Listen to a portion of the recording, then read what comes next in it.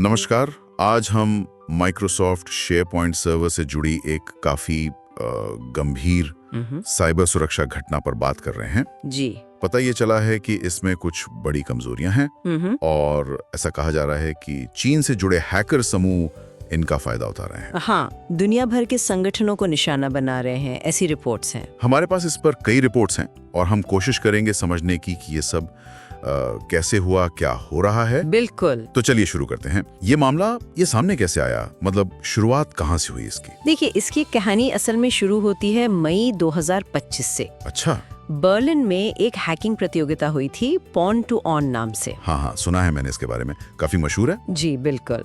तो वहाँ वियतनाम की एक साइबर सुरक्षा कंपनी है वियटल, उनके एक रिसर्चर ने शेयरपॉइंट में कुछ कमजोरियां पकड़ी। हाँ, CV 2025497006 और 49704, इन्हें टूल शेल नाम दिया गया और इसके लिए उन्हें $100,000 का इनाम भी मिला था। उन्होंने ये जानकारी माइक्रोसॉफ्ट को मई में ही दे दी थी। ओह, तो माइक्रोसॉफ्ट को मई में पता चल गया था। जी, तो उन्होंने फिर सुधार मतलब पैच वगैरह जारी किए होंगे। हाँ, माइक्रोसॉफ्ट ने एक्शन लिया। 8 जुलाई को पैच जारी किए गए। ठीक है, लेकिन यहीं पर ना बात थोड़ी उलझ गई। ऐसा लगता है कि हैकर्स बहुत तेज थे। उन्होंने जल्दी ही इन पैच को मतलब बाईपास करने के तरीके ढूंढ लिए।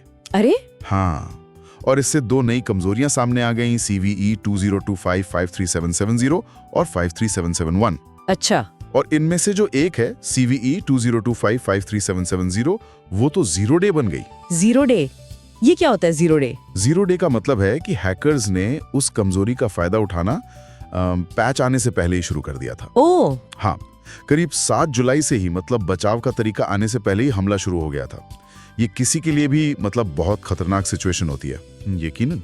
और रिपोर्ट्स ये भी कह रही हैं कि माइक्रोसॉफ्ट और गूगल दोनों का मानना है कि इसके पीछे चीन से जुड़े समूह हैं। बिल्कुल।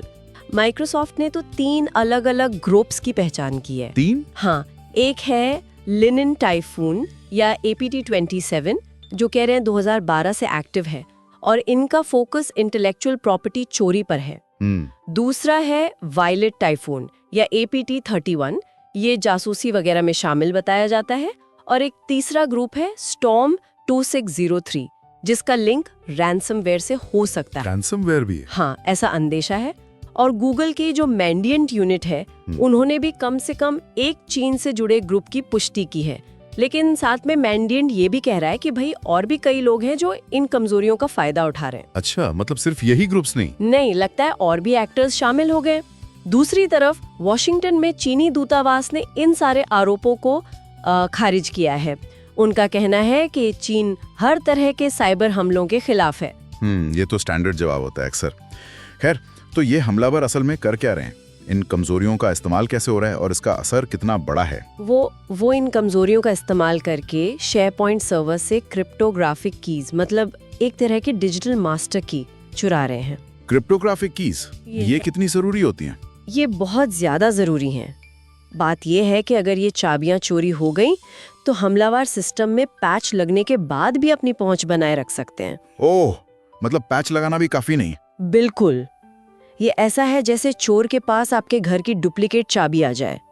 ताला बदलने के बाद भी वो अंदर आ सकता है अगर चाबी वही पुरानी है। समझ गया। इसके अलावा वो सर्वर पर वेब शेल नाम के प्रोग्राम डाल रहे हैं, जैसे spy install 0.aspx।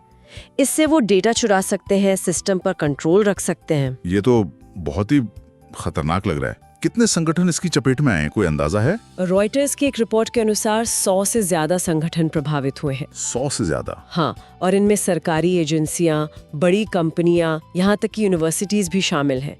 ज्यादातर प्रभावित संगठन अमेरिका और जर्मनी में बताए जा रहे हैं। और जो सर्वर अभी भी असुरक्षित हो सकते हैं? शोडन जैसे सर्च इंजन है जो इंटरनेट को स्कैन करते हैं, उनके मुताबिक हजारों, शायद 8,000 से 9,000 से भी ज्यादा शेयरपॉइंट सर्वर अभी भी ऑनलाइन है और संभावित रूप से खतरे में है। बाप रे, ये तो 2021 वाले माइक्रोसॉफ्ट एक्सचेंज सर्वर हमले जैसा लग रहा है। हाँ बिल्कुल, वो स्थिति भी कुछ ऐसी ही थी जहां एक सॉफ्टवेयर की कमजोरी ने दुनिया भर में असर डाला था। तो फिर जैसा आप कह रही थी, सिर्फ पैच लगाने से तो बात बनेगी नहीं?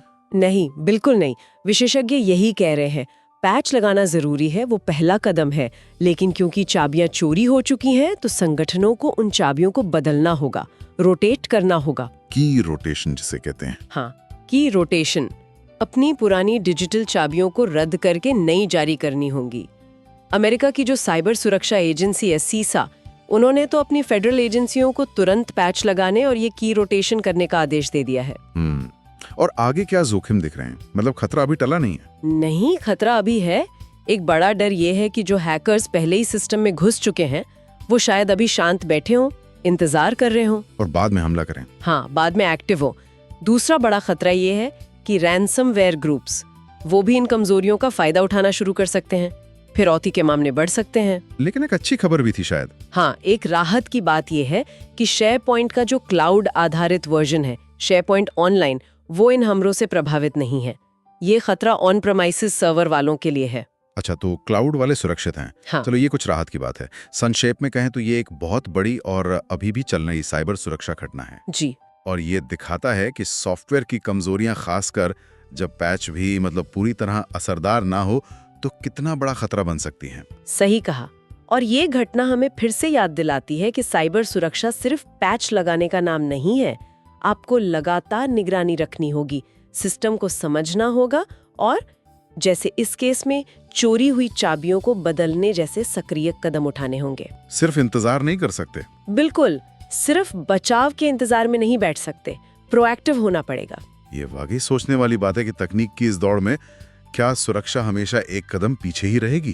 खैर, आज की इस गहरी पड़ताल में हमारे साथ जुड़ने के लिए धन्यवाद। धन्यवाद। सुनने के लिए धन्यवाद।